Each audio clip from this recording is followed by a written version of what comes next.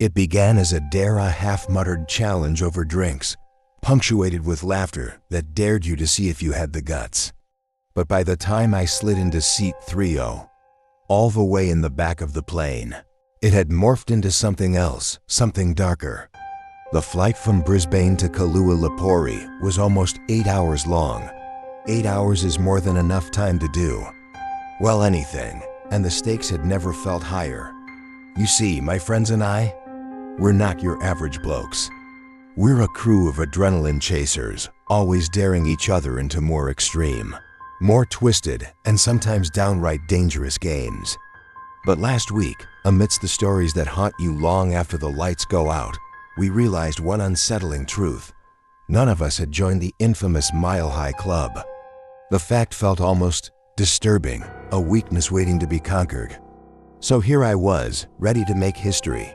No planning, no careful execution. Just pure, reckless abandon. The flight attendant had my attention the moment she opened her mouth, a nasally, grating tone that almost echoed in the hollow fuselage, but something about her made my skin prickle. She was cute in a way that crawled under your skin, like she was hiding something sinister beneath her practiced smile. Perfect.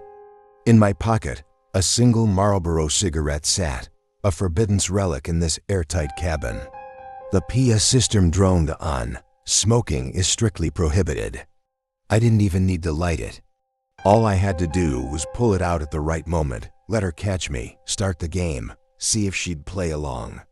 But when I slipped it between my fingers and twirled it casually, she just kept walking, didn't even look my way.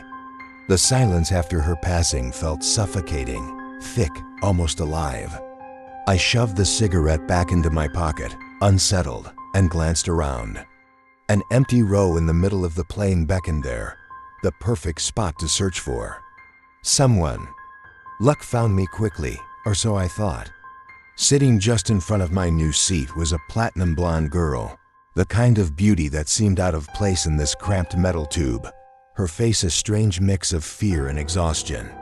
Her tense smile was aimed at the man beside her, a greasy-looking, middle-aged leech whose eyes hadn't left her since takeoff.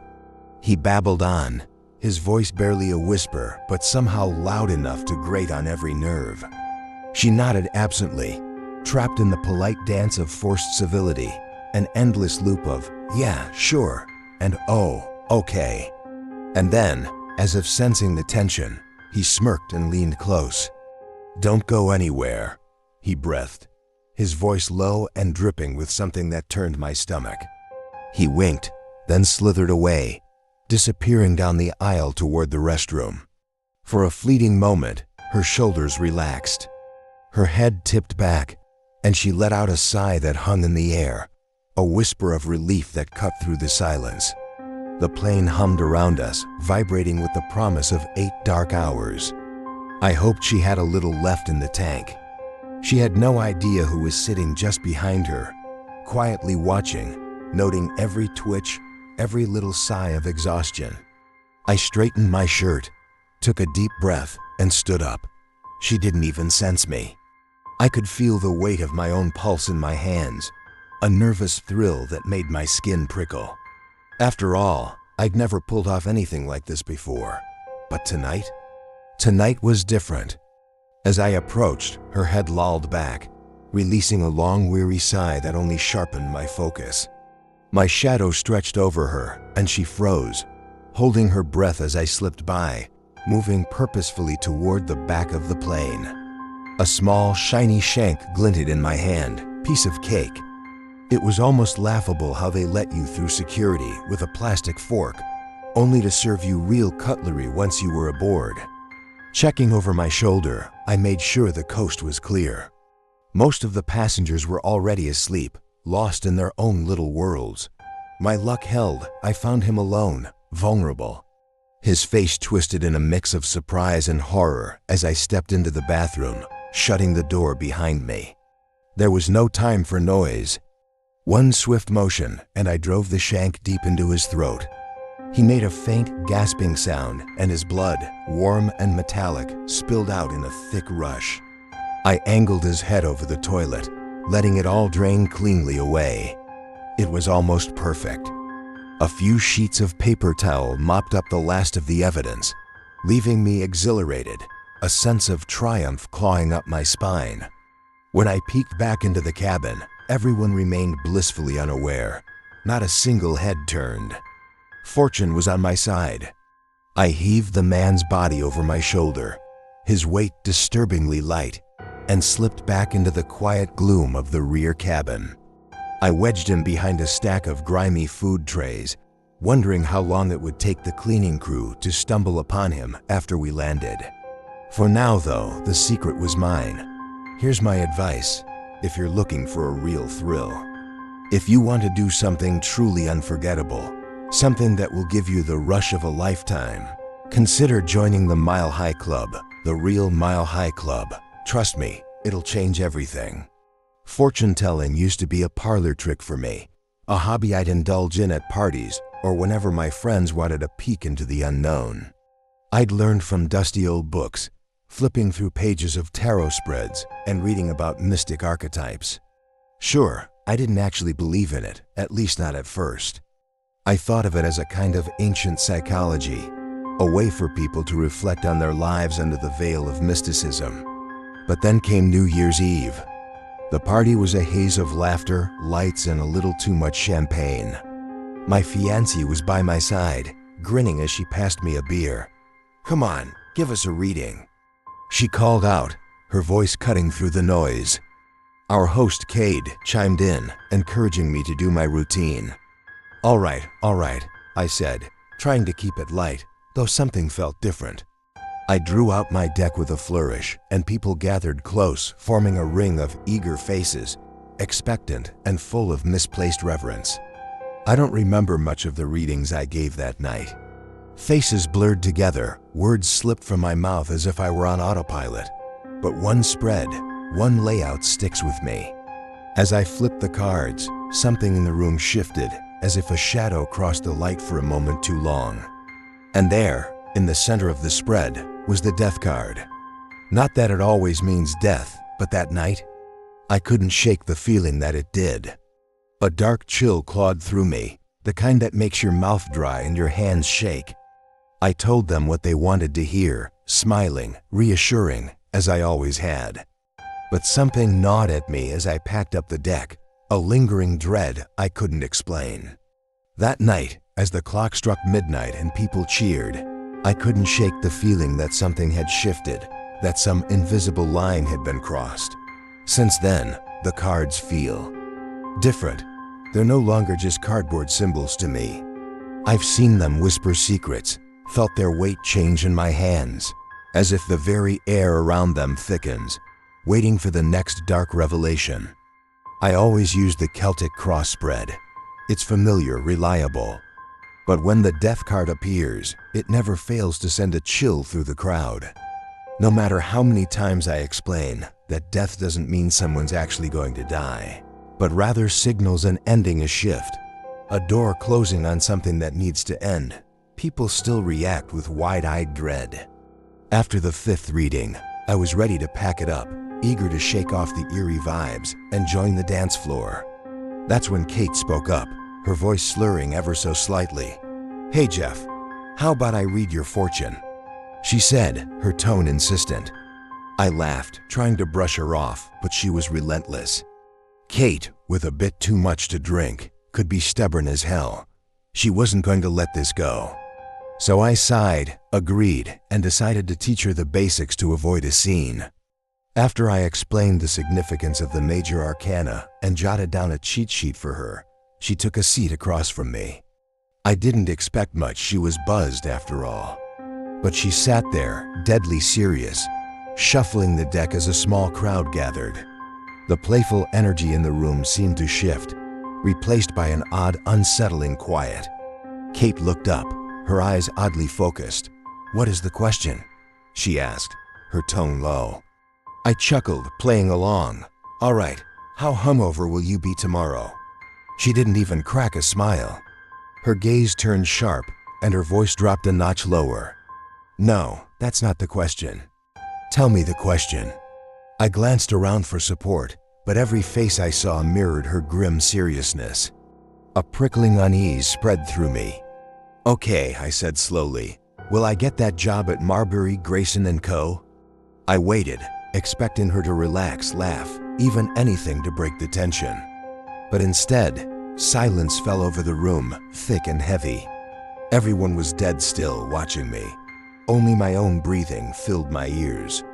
Finally, Kate's voice broke the quiet, chillingly flat. "That's not the question either." A shiver ran down my spine. "Jesus, Kate," I muttered, shifting uncomfortably. "If you've got a question, just say it." She didn't respond, only held the deck firmly and laid down the first card. It was death. "The question is," she leaned forward, her voice barely above a whisper, "how will you die?" I pushed back my chair, laughing uneasily. "All right, Kate, cut it out. This isn't funny." But before I could stand, two people pressed down on my shoulders, holding me in place. I looked around, my heart hammering. Not even my fiancé reacted to my pleading look, just kept his phone pointed at us, recording the entire scene. Something was very wrong. Without breaking eye contact, Kate placed the next card to the left of death, representing the past. It was the Fool. "You've been reckless," she said in a voice that barely sounded like hers. "Drinking, smoking, careless decisions with people you barely know. You've ignored the warnings." A flush of anger and embarrassment crept over me. Sure, I'd lived a little wildly in college, but who hadn't? I'd moved past that, settled down. Her words made me feel exposed, raw in front of everyone. She placed the third card on the right of death, representing the future. It was the devil. "Your future is one of bondage, of suffering," she murmured, her eyes locking with mine in a way that felt almost predatory. "The end will approach slowly, a torment you'll see coming, but won't be able to escape. Pain, unrelenting and cruel, will haunt your final days." I gaped at her, feeling a growing chill wrap around me. This wasn't the Kate I knew, the friend who'd supported me since high school, the first person I'd confided in about my sexuality. Her gaze was hollow, unfeeling.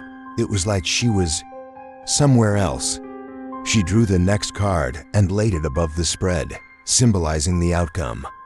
It was the Tower, a sign of ruin, of destruction. Her voice, now barely above a whisper, echoed through the silence. "There will be no peace, no solace." My pulse thundered in my ears.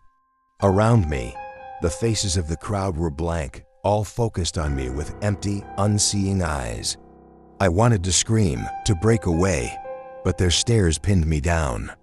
The room seemed to close in, the walls pressing closer, shadows darkening every corner. Kate didn't break eye contact, her voice a hollow echo. "Your question was never about a job, Jeff. It was about fate." I shook my head, a flare of anger rising in my chest, but no one seemed to notice or care. Kate flipped the fourth card, judgment reversed, its image unsettling. A pale angel, trumpet poised above naked, pleading figures below. A sense of foreboding washed over me, ... "You carry guilt," Kate murmured, her voice hollow, devoid of any warmth. "You haven't made peace with your past. Somewhere inside, you believe you're still condemned, judged by a God who sees you as unforgiven." I took a deep pull of my drink, hoping to drown out her words, but they lingered in the air like smoke. It was as if she'd reached right into me. Those endless Sundays of fire and brimstone sermons, whispering about damnation for anyone who strayed. Years spent hiding, faking, pushing down everything I was, pretending for others, only to be cast aside when the truth finally spilled out. I thought I'd left it all behind, but Kate's words made me feel that heavy brand of shame again, searing me as fresh as ever. She placed the fifth and final card, the Hermit. The room went deathly still. "If you stay this course, your future will be marked by isolation. You will die alone." A shadow passed over her face as she spoke the last words, and then, as if a switch had flipped, everyone burst out laughing. The music picked back up, people resumed dancing, and Kate beamed at me. So how did I do? I felt the blood drain from my face. Her reading had left me gutted, raw, and everyone was acting as if it was some sort of cosmic joke. I gathered my deck in silence, told Thomas we were leaving, ignoring Kate's flustered apologies. Thomas, stunned but wise enough to stay silent, drove us home in uncomfortable quiet. The next day, New Year's Day, I felt haunted, the weight of Kate's reading pressing down on me. Even though I wanted to dismiss it as drunken nonsense, some strange compulsion drove me to book an MRI appointment for January 2nd. It felt absurd, but I couldn't shake the feeling. I'm glad I listened to it. The MRI revealed a small shadowy spot on my left lung, barely detectable, caught just in time. My doctor assured me that with treatment, I had a good chance of recovery. That night, I swallowed my pride and called Kate, apologizing for how things had ended and thanking her begrudgingly for her strangely accurate reading. Our conversation was painfully awkward, but something felt off. When I mentioned the reading to Thomas, he gave me a strange look. "What's wrong?" I asked. Without a word, he took out his phone and played the video of the reading. There I was, sitting across from Kate, but this version of events was different. Laughter filled the room, even my own, and Kate was smiling. She wasn't predicting a dark fate or speaking of loneliness.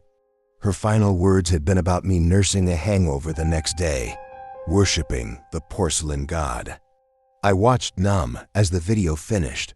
My blood ran cold. Whatever I'd experienced that night, whatever eerie vision I'd witnessed, hadn't been recorded. It had been for me, and me alone. I don't think I'll be reading fortunes again anytime soon.